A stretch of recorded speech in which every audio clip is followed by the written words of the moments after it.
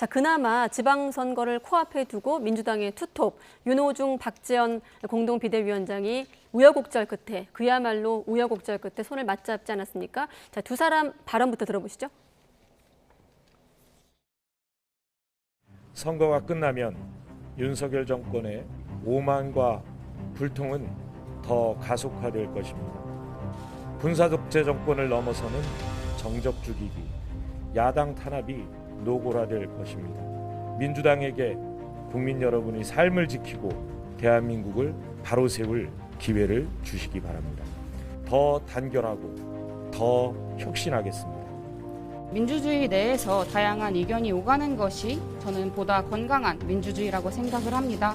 갈등이라기보단 그 민주주의로 이제 나아가는 그런 진통을 겪었다고 이해해 주시면 감사하겠습니다. 네, 이 화면에는 좀 안 나왔습니다만 잠시 뒤에 보여주시고 이재명 총괄선대위원장이 즉석 제안을 해서 두 사람이 이제 두 손을 포겠다 이렇게 보도가 되고 있는데 어떻습니까? 분위기가 반전될까요?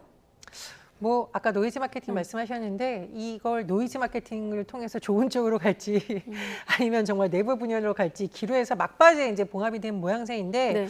저는 이제 이재명 후보가 사실 처음에 언론 인터뷰를 보면 이 당내 상황에 대해서 막 물었을 때 잘 모른다라는 식으로 답변을 했었거든요. 근데 본인이 이제 총괄 선대위원장이 하면 모른다고 하는 건 맞지 않는다고 그때 생각을 했는데 어쨌든 내부에 뭔가를 조정하는 듯한 모습을 보인 것은 리더십을 어떤 평가받는 데서 나쁘진 않다라고 생각을 하고요.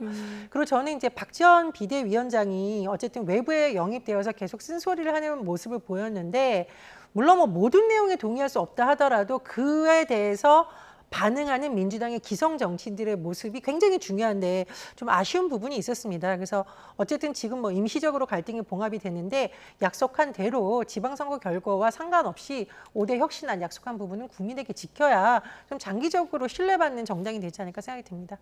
쇄신을 지켜야 된다라는 말씀이신데 이번 갈등의 씨앗이 된 쇄신안 지방선거 끝나고 다시 추진하기로 이제 했거든요. 어떻습니까? 이 부분을 가지고 긍정적으로 보는 뭐 시각도 있습니다만 또 갈등의 불씨다 이렇게 보는 시각도 있는데 원장님 어떻게 보십니까? 주장과 방향 이런 것들은 뭐 동의하지만 네. 정당이라는 것이 같은 동지들끼리 모이고 같은 세력끼리 모이는 그런 집단이 정당인데 어떻게 보면 586 용태로라는 팬덤 정당 하지 말자, 대중정당 하자는 것 아니겠습니까? 네. 기존의 여러 가지 패권을 해체하자 이런 취지인데 윤호중 뭐 대표도 마찬가지로 예를 들어서 586 대표 주자인데 586 대표 주자 앞에서 586이 사퇴 앞으로 퇴진하라.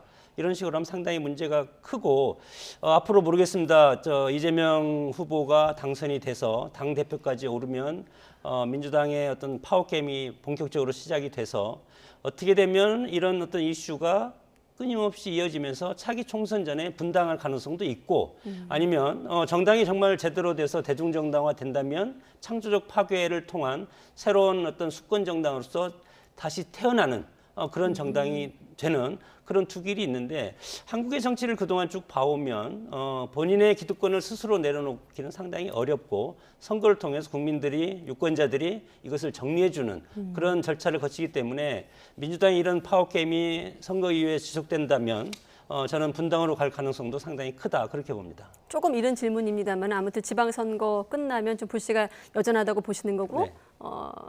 극단적으로 이제 분당까지 볼 수도 있다라고 전망하시는데 평론가님은요? 이제 말씀을 해주신 부분에서 동지들끼리 뭉치는 게 정당인 건 맞죠. 근데 문제는 뭐냐면 민주당이 그동안 몇 번의 선거에서 국민에게 심판을 받았던 부분은 너무 그런 문화가 강해져서 일부 부작용, 예를 들면 온정주의, 그리고 이제 성범죄 같은 경우에도 발생한 것도 문제이지만 그 이후에 대처가 과연 그러면 정말 냉정하게 제대로 처리했느냐 이런 부분이 계속 겹친 것이거든요. 박지원 비대위원장이 지금 제기하고 있는 부분은 내부의 시선으로 본 것이 아니라 바깥에서 제기되는 시선으로 보았다는 점에서 저는 이제 초점을 맞추고 있는 것입니다. 이제 파워게임과는 별개로 그런 부분은 좀 민주당에서 자성이 필요하다고 보고요. 두 번째로 사실 민주당이 지금 과연 국민들에게 큰 기대를 받는 정당인가에 대해서도 한번 점검이 필요하다고 봅니다. 네. 지금은 선거 국면이니까 다들 원팀을 이루고 있지만 아마 선거 끝나고 나면은 선거 승패에 따라서 또 전당대회를 놓고 뭐 누가 책임이 있느냐, 누가 공이 있느냐 이런 것으로 갈 가능성이 높은데 뭐 어쨌든 이제 선거 결과를 지켜봐야겠습니다. 제가 말씀드리고 싶은 것은 그럼에도 불구하고 간만에 그래도 비대위원장이 저렇게 나서서 쓴소리를 한 것을 소모시키지 말고 좀 건강한 쪽으로 발전을 시키면 어떨까 그런 제안을 드리고 싶습니다. 네. 근데 저런 것들을 건강한 쪽으로 발전을 시키려면 강력한 리더십이 필요한데 강력한 리더십이 민주정당, 대중정당을 지향하는 그리고 원내정당화하는 세력에서 그런 강력한 힘이 지금은 필요하지만 상당히 어렵다. 그리고 민주당이 지금 너무 커져 있습니다. 170석의 거대 정당이기 때문에 이 거대 항공모함을 끌고 갈 수 있는 지도력이 나오기 상당히 어려운 상황이라고 봅니다. 네, 아까 이재명 후보가 국민이 만족할 때까지 혁신 또 혁신하겠다고 했는데 그 만족할 때까지의 어떤 눈높이가 국민이 보는 눈높이도 다르고 또 민주당 안에서 보는 눈높이도 좀 다른 것 같습니다. 자, 민주당 질문 하나만 더 하고 다음 질문 넘어갈 텐데 일단 이재명 총괄 선대위원장에 대한 어떤 평가라고 해야 될까요? 좀 해석이 다른데 한쪽에서는 그대로 전하면 큰 재미를 못 봤다. 이를테면 이재명 효과를 얘기하는 건데 또 김남국 의원 같은 경우는 사전 투표를 보면 지지층이 결집했다 이렇게 좀 해석을 하고 있는데 원장님은 어떻게 보십니까? 글쎄요, 지금 호남 투표율을 보면은 전남이 31.4% 전국 최고고 특히 이제 고흥 같은 경우는 49.66%가 나왔지 않습니까? 물론 역대적으로 호남이 사전투표에 상당히 높은 비율을 차지하고 있지만 대구가 14.8% 정도로 비교해 볼 때 호남 표심이 상당히 지금 결집하고 있는 것은 사실인 것 같습니다. 네.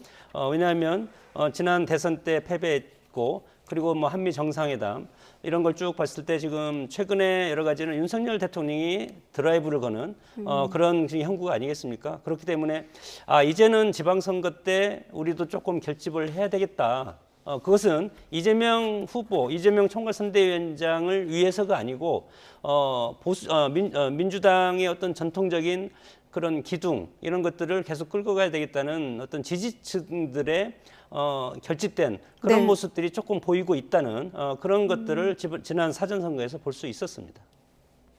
뭐 일부는 있습니다만 구도상 사실 어떤 사람이 놔둬도 대통령의 지금 그 허니문 기간을 강타할 만큼의 효과를 내기는 어려운 구도 자체라는 특성이 있습니다. 네. 지금 뭐 정부가 출범한 지 한 달도 안 된 상황이기 때문에 그런 부분은 이재명이든 누구든 어떤 정치인이 나도 좀 한계가 있었을 거라고 보고요. 네.